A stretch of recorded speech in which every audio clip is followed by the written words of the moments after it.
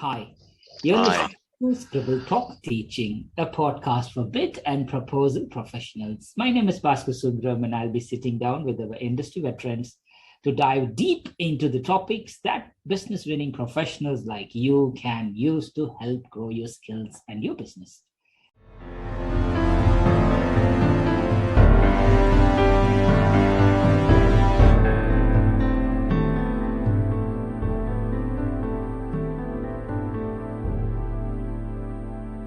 Today's guest is Tony Birch. Tony, as you know, is my godfather, mentor, everything.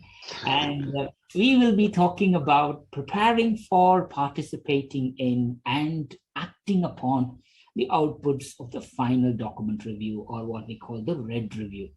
Let me introduce Tony. Most of you know Tony, but a short introduction. Tony is Chairman of Shipley, an industry veteran with 45 plus years of experience, has trained over 12,000 people, helped win $35 billion in new business, elected at APMP Fellow in 2006. Tony has served on the main board for APMP for a few years, and he was architect behind the launch of the APMP certification program. So as one of the founders of APMP UK, Tony's mission is and always is to ensure that the role of bid or proposal manager is recognized throughout the world as a profession and not just a job. More about Tony in episode 2 of Scribble Talk, but today we are all going to talk about Red Team Review. Thank you, Tony. Thank you for joining Scribble Talk again. You're welcome, Bhaskar. Nice to be with you. Thank you. Thank you. Thank you for that very kind introduction.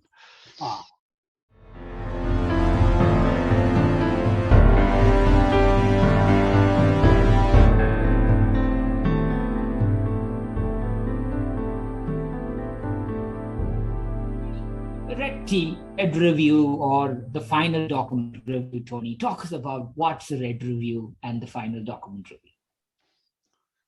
The final document, a lot of people call it the red review, but not everybody. So the APMP is quite sensibly settled on the neutral term of a final document review. Final document review is your last chance to turn this document into something that really sells you, allows the customer to score you highly, and give them the reasons for selecting you.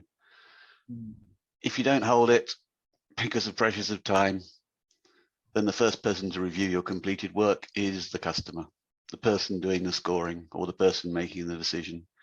You don't want them to find that it's an inadequate document.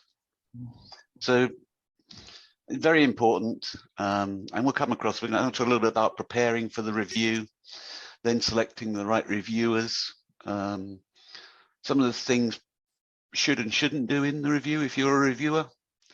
And finally, of course, allowing for the time to do something with those reviewers' comments. There is nothing worse than being sent a document on Thursday evening and told, this needs to go out tomorrow morning, would you review it, please? 100%. Let's review it. Yeah, I think that happens all the time. I know, but it shouldn't. It shouldn't. Yes, Tony. I said, let's talk from the very beginning then, Tony. How can we prepare ourselves, and what materials do we need to have in place for the final document review or the red review? Well, you can prepare yourself well by holding the earlier review if you're writing new material, which is to hold a content plan review. And a really good thought, we'll come back to this, is to have the same people at that content plan review as the final document review, because then you get consistency of message. But in preparing yourself, you got to think about, how do I make this fair for my reviewers? So first thing, select the reviewers. You're the bid manager, you're the proposal manager, whatever your job title is, don't mind.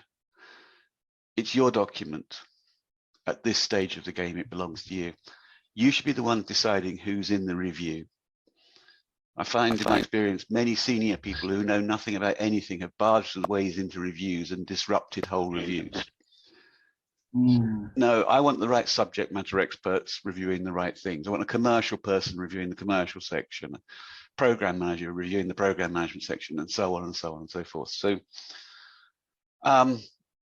thinking about my reviewers, probably getting it right, and then putting the date in their diary. The people you want to review your document, people whose opinions you trust and respect, these people do not have flexible diaries. they're busy people. So you can't call them on Tuesday and say, you know, tomorrow's meeting, I've just moved it to Thursday. Is that okay? Because it won't be okay, and you won't get this. So the red team review date or final document review date is as sacrosanct as the delivery to the customer date. You owe it to your reviewers to get it there on time, so make sure you're planning for it. So how much effort do you need? Well, if it's all new material, the metric published and regularly measured metric is a reviewer can properly review about 40 pages in a day. Wow. 40 pages in a day. So if I've got a 40-page program management section, that's 1 person day of effort to do it. And if I've got an 80-page section that describes our solution and I want it done in a day, I'm going to need 2 person days of effort. So 2 people working in parallel. I need to divide it accordingly.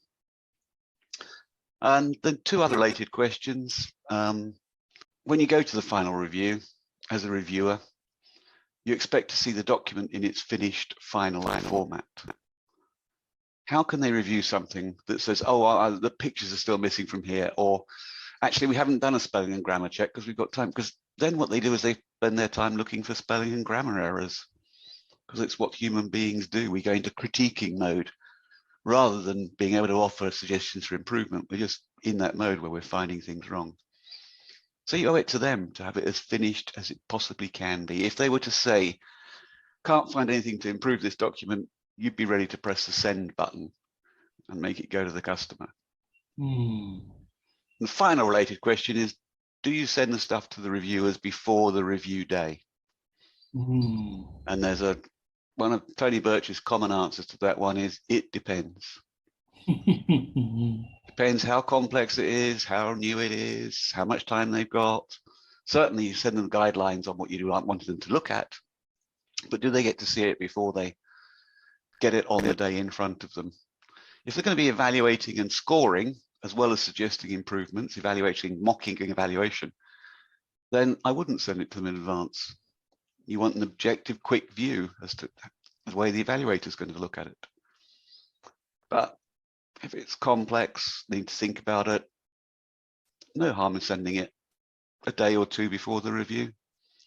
Not so early that they look at it and forget it, but early enough so they've actually got time to do something before they turn up on the day. That's your call. So it's about having the right time, the right people, and giving them the right material. That's my thoughts on preparing. Yes, Tony. So when you nicely mentioned it's not always the senior board who should be involved on the review. Who do you think should be involved on the review, Tony, within the company or external to the company? And also, what sort of materials do we need to hand to the reviewers? Just the rest document? I would say just the document and your review form. They should be briefed on what our strategy is. They may, if they've attended earlier reviews, they may already know that information. And there's no denying, if it's a business critical opportunity in any way, shape or form, senior managers are going to want to say. They're going to want to come in the room. They may not be subject matter experts in any particular area, but they're bringing a lot of experience to the table.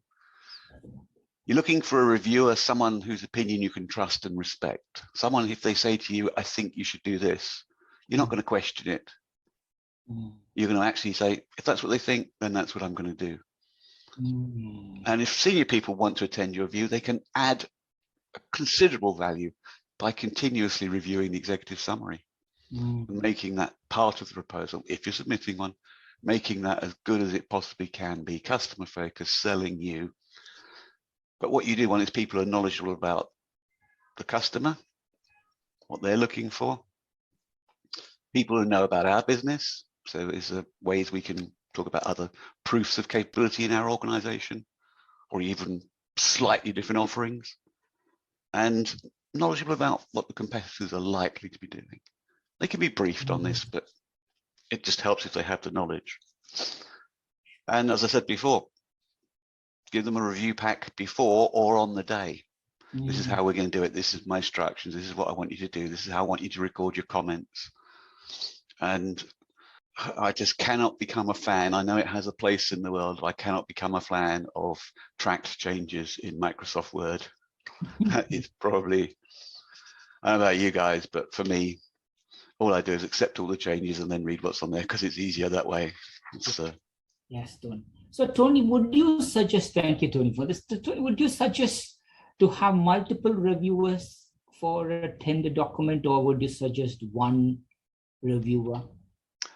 If you have three that's a really good question, Bhaskar. And I think, again, think about how it's going to be evaluated. If it's going to be split up and different parts of the bid sent to different people in the customer organization to be evaluated because of their different subject matter knowledge, then you want people with that same subject matter knowledge looking at it. I remember, it is a while ago now, but I was asked to review a section on something in which I wasn't technically competent. And I passed something through the review that I never should have done, which was the ISO standard that was being referred to. The numbers had been transposed, and I didn't notice that because I didn't know that standard. Someone who knew what they were looking at would have noticed that immediately. And it made it all the way through to delivery to the customer. And the first clarification question they got was, why don't you know the ISO number for this particular? Having the right people reviewing the right things. So subject matter experts, and keep them on their assigned sections. But there are times, if it's a small bid, it's 20 pages. You can just get one competent person to look through it. Sure. But mostly if you're holding a full document review, you're going to have different sections that it doesn't need to be all day. And I think reviewing is changing in these pandemic times. I used to believe that getting the red reviewers in the same room where they can sort of play off each other and have little bits of cross chat. You know, I found this. Has anyone else got this issue? You know, I found that used to work really well. Now we're getting used to working in this virtual environment. I think a red review can actually be more productive than it was if people can isolate themselves off for a short while from all the noise in the room. But it does need a red review leader in those circumstances, someone that's calling people back. Okay, guys, we're getting on screen in 10 minutes time for a quick update of where we are. You want someone who's not reviewing anything, but actually managing the review. That's the thing I've seen in remote document reviews, but it's changing.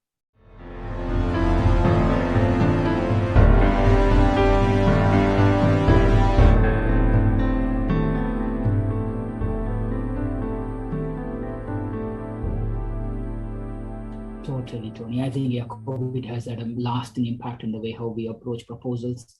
Tony, I think as one thing you mentioned was very early on was like the submission date is fixed in your calendar, your review date should also be fixed.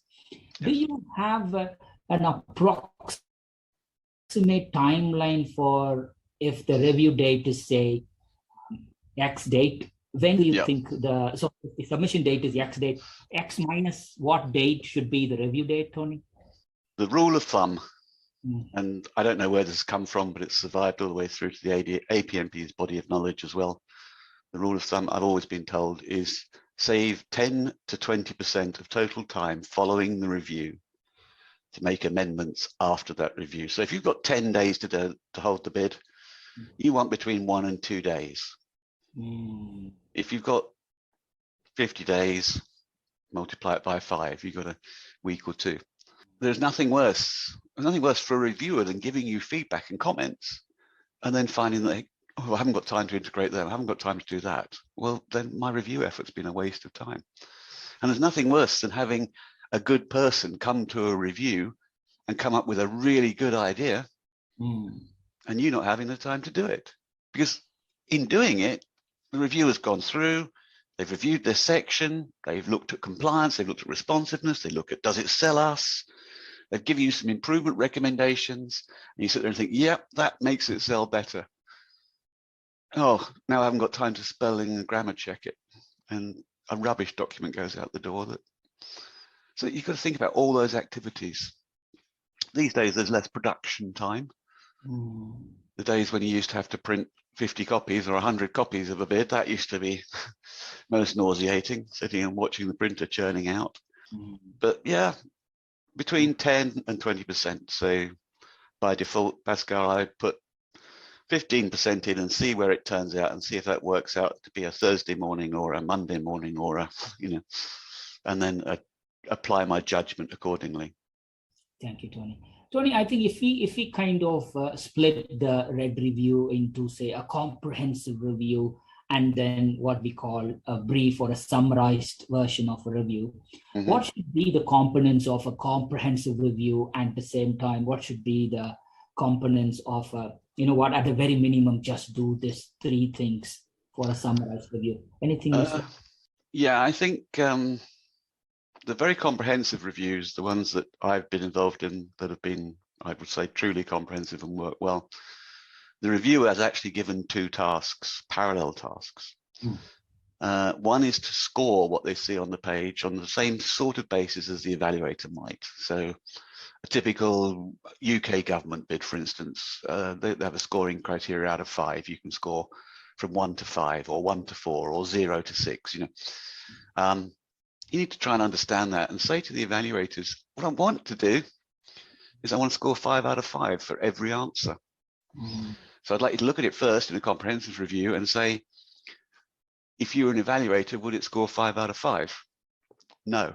Why wouldn't it score 5 out of 5? Is there anything you could suggest that would help me to make it score 5 out of 5 when it only scores 2 or 3 in your opinion today? Now, it's not an accurate, because it depends how the evaluator feels on the day and all sorts of things, but it's a good guideline. It helps the reviewer focus and say, yep, I want to do things that increase the score. The primary purpose of a bid proposal document in this modern day and age, and particularly in government or pseudo-government, transparent contracting, is to maximize the score, is to give them the ability to be able to select you because you've scored the necessary number of marks. There's nothing worse than them wanting to place the work with you because they like you. You're the incumbent. You've been a great supplier for the last 5 years. And then you don't get enough marks to get past the quality threshold. So reminding people the primary purpose of the bid proposal document is to allow them to select you, but it's equally to allow them to select you. So not only this is why us, but this is why us. So value propositions, dealing with client hot buttons, making sure address their underlying needs as well as their explicit needs. All of this stuff is really important. And that's why you get to that metric. 40 pages a day doesn't sound very much, and to a degree it isn't. But if I want good quality comments back from my reviewers, what am I looking for from my reviewers? I'm looking them to help me improve my document. This isn't a shouting match. It isn't like a gate, a decision gate. Do we want to pursue this or not? It's not even do we want to submit this or not. It's we're going to submit this. Can we make it the best we can? Another group of people meet, and they're the ones who have the gate that says, no, still not going to submit it. Don't think we can win it. Don't think the price is right, or whatever. So reviews improve, gates approve. For the light assessment, you're just looking for, or not assessment, that's the wrong word, light review. I think the most important thing is consistency between sections, consistency of message, making sure, still if you can, that it feels like it's a good document, that's a document that that person could pick up and say, I picked up from these documents, these are the following 5 reasons why I'd be happy to place the work with you. Did that answer your question, Bhaskar? Totally. I just went long answer to a short question. So I just went into the zone. Recently, I was involved on a bid, and I was just contemplating of what could have been done better. But that's amazing, Tony. Thank you, Tony. Now the reviewer has done a comprehensive review. He has kindly shared his inputs. So he or she has shared inputs in the recommended way of what the proposal leader or the proposal manager asked him or her to do. What happens next, Tony? Okay, I've not said it yet, but I'll say it. I'm a massive fan of keeping all review comments out of the document itself. Keep them on separate forms. Yes, that means someone's got to key into another tool or write on a form or whatever, however they want to work. But this using comments or using track changes in a document, again, virtual world, we may be getting better at it, but really, there's two things I want to know about those reviewers' comments. Do they think that those changes that they're suggesting, those improvements, are mandatory, or are they desirable? If they've labeled them as mandatory, so just put a little M, or some people use it by color coding their comments in the Word file. Just my age, I think I'm not as used to working on screen. But if I mark it up in red, for instance, that means I think as a reviewer that you must make that change before the document leaves, before it goes off to the customer. There are other changes that I've put in green that I think if you've got time, you might also want to do these things. And that's the reviewer recognizing that actually there could be a lot of comments back coming from a lot of people. And so one of your first jobs, and it's, again, I recommend that the bid and proposal manager is not in at the red review meeting, because if they're in there, they'll get asked questions and they'll explain things. The reviewers have got to review what's on the page, not what they've been told. You can kick it off, but then go and do something else for the day, because you'll be working that evening or that weekend, prioritizing these comments. Which ones have I got to put in? Do I have to do them myself? Or do I have to go back to the author that wrote that bit in the first place? Is it something I understand and can do? Or is it something that's beyond my knowledge? So mandatory, desirable, very important thing to know. And I just want to work through the mandatories, make sure I've got all those in. And if it has to go then because I've run out of time, at least we've done the key things.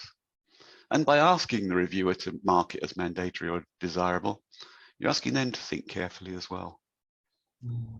Not just suggesting change for the sake of change. They're not there to say, I don't like the way this is written. I think it could be worded better. That's not about, it's not a novel. Its job is to score. If you think it can score better by doing it differently, happy to do that. But just because you don't like the tense I use or the fact that I use an apostrophe S, not interested in those comments, really, in the first pass. So I'd separate the forms, prioritize them, decide whether I've got to hang them out, and then do it. I think that's the biggest thing, getting on doing it. And you should be planning to do it during your working hours. It is not something you're going to start that evening and think, I'll get it out the way. Because I've done this a long time ago, even before I joined Shipley.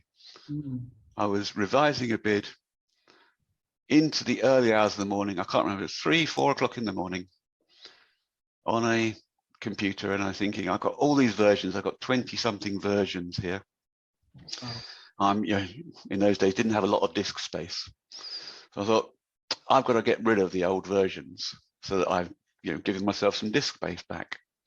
And I made the conscious decision, whatever that was, 3 or 4 in the morning, to delete all the new versions and just keep the old one. So when I went to send it to print, there was the original one without any of the changes I'd made in the last 7 or 8 hours in there. And I didn't know how to recover files in those days. Fortunately, I knew the phone number of someone who did. But you're not making good decisions when you're that tired. So plan it to work in your, and then when you've done it, it needs editing again, proofreading if possible, because you've made changes.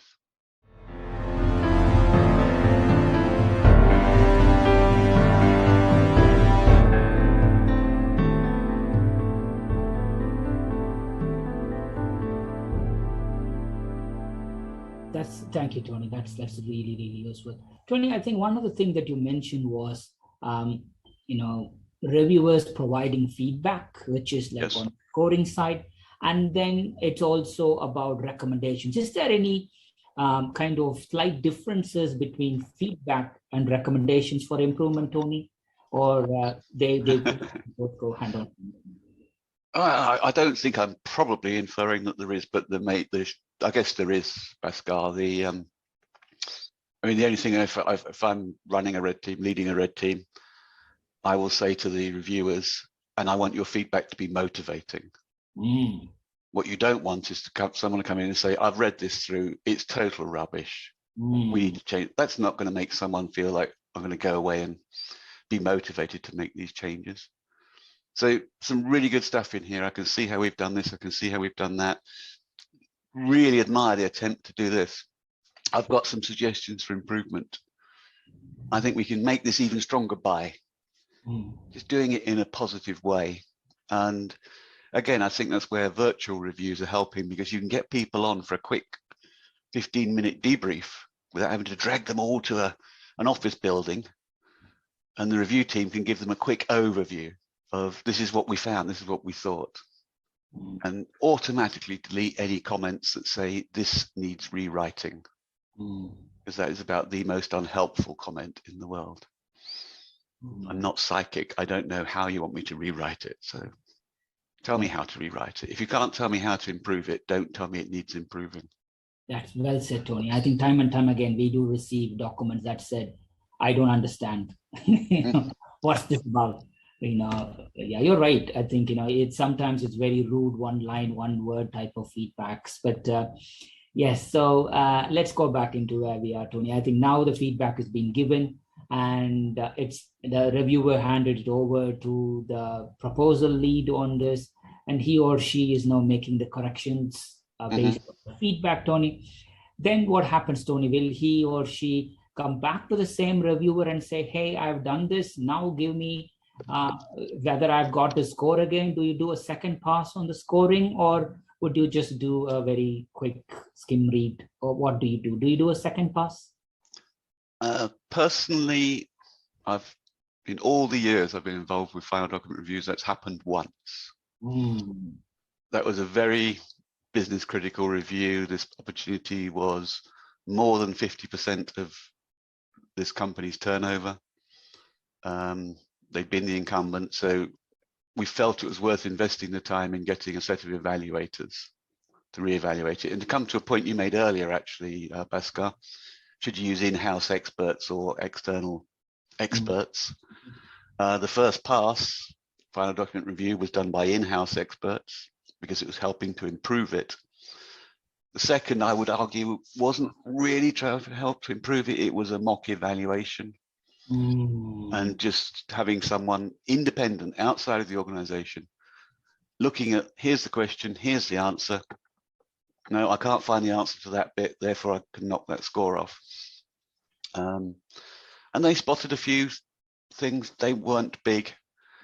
Was it a good investment of the additional time and effort and money? Probably, because it was so business critical. But it took another day and a half out of the timeline to produce the document, and it just felt like it was over reviewed. As a reviewer, if I've given you a comment and I've put an M on it that's mandatory, however I've color coded it, whatever I've done, I must expect and trust that you will make the change that I suggest in the way that I suggest it. I don't need to check on you. You're a bid and proposal professional. That's your job. You don't check on their jobs, do you? Why should they check on yours? But, again, there are some people in some organizations who don't trust anybody. And I want to see it after it's done. Because what? Sure, Tony. Yes. So now the proposal is kind of, once we submit the proposal, Tony, when we are kind of looking into this, I mean, you can also, I've seen you benchmarking proposals, right, Tony? So is it an ideal place to also benchmark the proposal now before the submission and say, hey, because I've been working with you, or this could be the very first bid that I'm working with you, just to let you know, the way you have written is good for this tender, but overall, with all the industry best practices, it's the X percentage. I've seen you doing the time and time again, Tony. Do you do that part of this review? We've done that. We've done that many times to provide guidance to the review team on where objectively looking at the document, it doesn't demonstrate best practice. So a detailed benchmarking process, and each of the companies in our industry has some ways of doing this. The Shipley process has 33 detailed attributes of documents in the area of compliance, responsiveness, strategic focus, competitive focus, and so forth. And we can say that objectively, without knowing anything, without understanding the solution technically or anything, we're not seeing indicators that it's indicating why you or why not the competition, or it's addressing underlying issues, or it's not using enough visuals, there's too many words on a page. They're simple objective measures.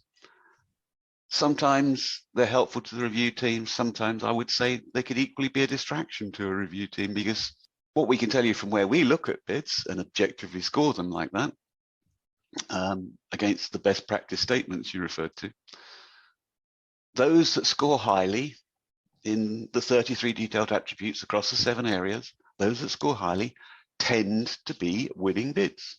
And those that score lowly tend to be losing bids. But that's only part of the equation.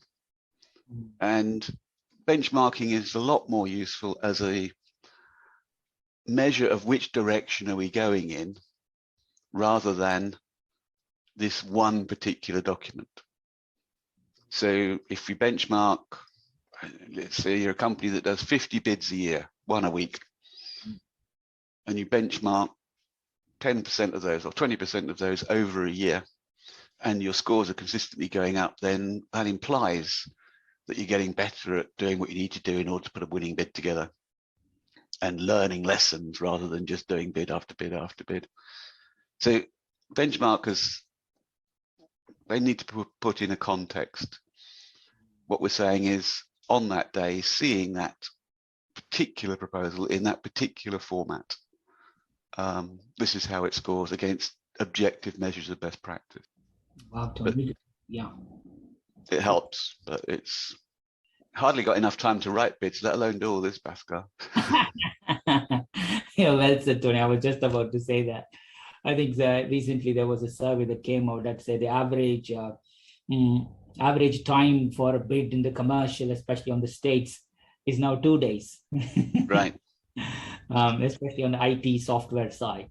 So here we are talking about 1 or 2 days of review. So I think the world is moving very fast. And as you rightly said, in some cases, you just start a bid on a morning. Most probably the next day evening, you need to submit the bid.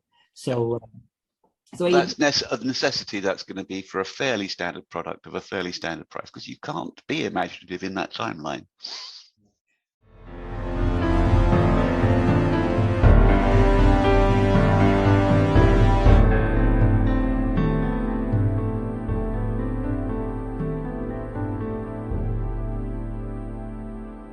When we are looking at that sort of products, Tony, I mean, like product-driven reviews and stuff, can we apply the same logic here, Tony, or just your counterpart of your proposal? Here we go. Can we have a quick scan through before I submit?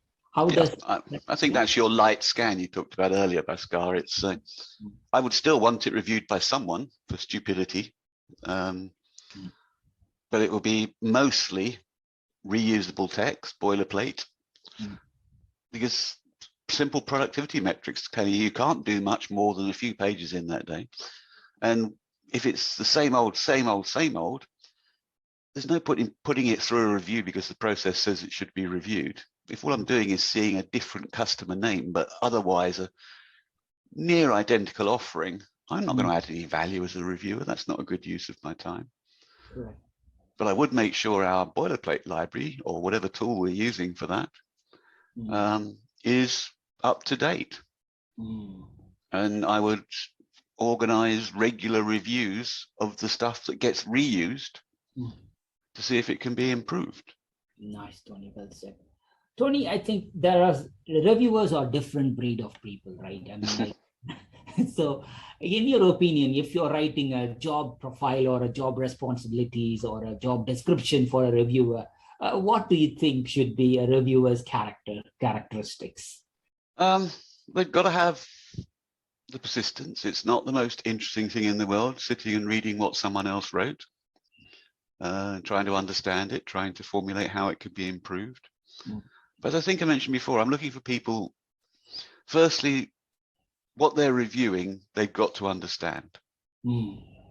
Some specialist disciplines like quality, like commercial, like project management, like system architecture design. There's a lot of special disciplines out there. And I want that reviewer to understand what they're reading. I make the assumption, and it's probably a very good assumption, the customer will have someone who understands quality score your quality section. They'll have someone who understands program management score your approach to project management section. So we ought to do the same. There is a temptation for people to step out of their fields and say, I don't know, I need to review that bit as well. Well, why? Well, because it might have some impact. Yeah, but that's not how the customer's going to look at it. One exception, like I'm saying, is the executive summary. But that should be about value propositions anyway. It shouldn't be so down in the detail that a senior person is no longer competent to assess it, because it's about value propositions and business cases. It's not about whether it's 2 millimeters or 3 millimeters. Sure, Tony. Well said, Tony. I think, like the Red Review team, Tony, do they also review they review the response document, the pricing submission, and everything in addition to the executive summary as well, Tony? Or Red Review historically always focuses on just the response document? Yeah, they should be. I would like every member of the Red team to see and understand the executive summary if one is being submitted. Do I want them to review it? Some of them may be adding value in reviewers, but others won't, because the reviewer we've got is a person who's a subject matter expert, not a business person. Salespeople, senior business leaders are good people to review exec summaries. Yeah, do they all need to review the pricing? No. Remember, come back to the purpose of the executive summary. Purpose is to maximize its score. If your price is right or wrong, are the people in that room qualified to comment on that? Or is it something for another review? It's almost a gate, not a review. It's people who are willing to take on this decision on behalf of the company and say, I'm willing to submit this offering for this price, and I think it'll be good business for us when it comes in. That's different to reviewing. That's approving, which is a gate activity rather than a review activity. These get conflated. Some of the same people are in the room, and you find final document reviews that are discussing the price that's being offered. That's, to me, not a good use of a reviewer's time. I'm quite passionate about final document reviews, always have been. They need to be organized well, managed. The right people need to be there. They need to do the right things in the right way. I have been in some excellent final document reviews in some company or organizations even under severe time pressures, where it's all got a bit later than everyone would have hoped. And just through the management and discipline of doing a final document review well, considerably improved the quality of the document that's gone out of the door. Equally, I've been at some that are almost cat fights when it's my opinion's bigger than your opinion, therefore I want it done my way. It's got nothing to do with winning the business. So really important, Bhaskar. If I'm doing a bid in a day, you're a person whose opinion I trust and respect. I'd be calling you in the morning saying, it's got to go in at 5 o'clock this evening, Bhaskar. It's only going to be 5 pages long. Can I have half an hour of your time to do a very quick review of this, just to spot anything stupid? I know you know what I'm talking about, so have a look at it for me. Even in a day, I want to hold a final document review. It's just about order of magnitude and scale. That's brilliant, Tony. Tony, I think I've done a Red Review for this particular bid, and then the next bid while I'm working, Tony, do I refer the Red Review of the previous bid? Do I give that as a sample to the next bid reviewer? hey, or you just isolate it as a separate activity? I'll come back to my favorite answer. It depends. If you're bidding to the same type of customer over and over again, and then, but is it fed red team to red team? Probably in day-to-day terms, that's what happened. Formally, it should go through the lessons learned review and briefed into the next bid at the beginning of the process, not at the end. Imagine how disheartening it is to say, you come in, you get a very competent reviewer in your review team, they come in and say, yeah, I did one a couple of weeks ago, and I found this, and we managed to, well, why didn't you tell me 2 weeks ago? And I could have made those changes. Now I've got to do it all at the last minute. So I'd really want it fed through the lessons learned loop into process. That would be my thought. Maybe I'm just being too processy. No, Tony, I think that makes sense, Tony. Tony, this was always been the thing in my mind. Reviews tend to be very subjective, right, Tony? I mean, like, so the way I read, the way, if you put an image, and if that image tells the story and if it takes it for me, I will give you high score. That's how I perceive, because my way of processing information is different. So taking the review comments just because me being a reviewer, I have a certain way of looking things. Yes. And I see that and I give you 5 marks. And then once you're a reviewer, even the buyer has the same bias, right? He or she might be looking at it differently. So how do you take this review points, like you're going to score 4, good, or you scored 5? As a reviewer, I gave you, you're going to score 5. But in the buyer's information, buyer has scored you 2 and you lost the bid. Because anyway, both sides is a subjective evaluation. How do we break that, Tony? I mean, like, how do we mitigate it? I've come back to lessons learned, Bhaskar. It's one of the reasons lessons learned are so important. Again, not enough people do them. Lessons learned when we win, lessons learned when we lose. If we have gone to the trouble of doing a mock evaluation, don't just throw that information away. When you get the results from the customer, compare. What did we know or not know? What did we understand or not understand about that customer? And it's human beings. Someone could come in on a good day, they would give it 3, and on a bad day, because their train broke down and they're running an hour late and it's ruined their whole day, they just quickly not bothered to read anything and they just scored it all low. It's human beings. There are organizations who are trying to be fair at scoring with AI now. There are people in our own industry trying to write bids with AI. I'd love to meet a reviewing AI. Imagine a bid written by AI, reviewed by AI, and scored by AI. Not going to happen in my lifetime, I don't think.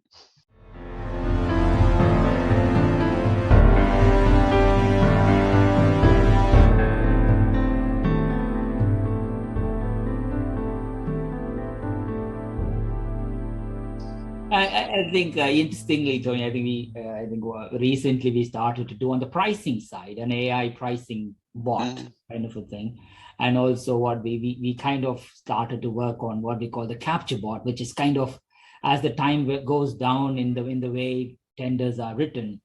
Yes, so you need to know about what does the customer hot buttons is, what do they say in the public domain, what do they post in the websites, bring it all together in one, digest it. So again, bots are useful, but as you rightly said, the more you train it, Tony, you might be surprised. I think, it will definitely in the next 10 years, where the world moves out, which is like a proposal bot writes a proposal, a review bot reviews it, and a capture bot manages the intelligence. And, so we might be recruiting. That's how we foresee.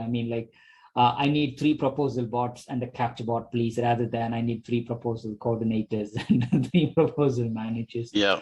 I learned a long time ago, that I'm rubbish at predicting where technology goes. I came to the conclusion I didn't need to learn to type when I had the opportunity, because within a few years, none of us would be using keyboards. It would all be done through voice, and it would all be easy and perfect. And here I am still using a keyboard 40 years later. So it's it's a glorious world. And some things, I can see it. I can see automated procurement of standard products and services, automated offerings.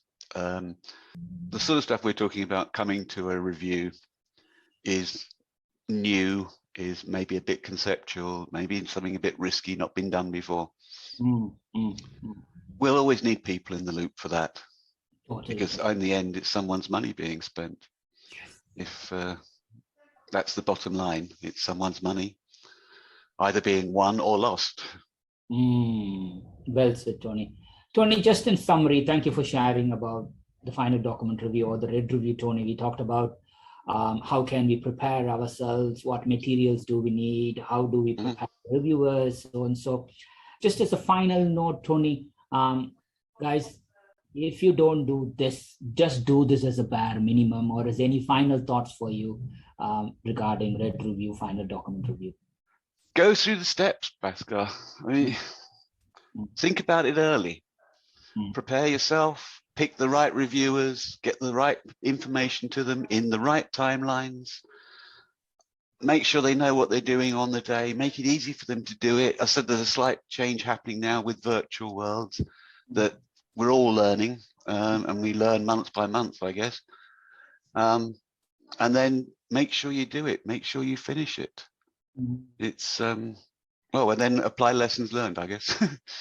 Thank you so much, Tony. I think this is eye-opening. I think as they say, these things needs to be told repeatedly, because the way that we are moving on, it's not about the number of proposals that we work with. As you rightly said, it's about what we learn from the individual proposals we work with.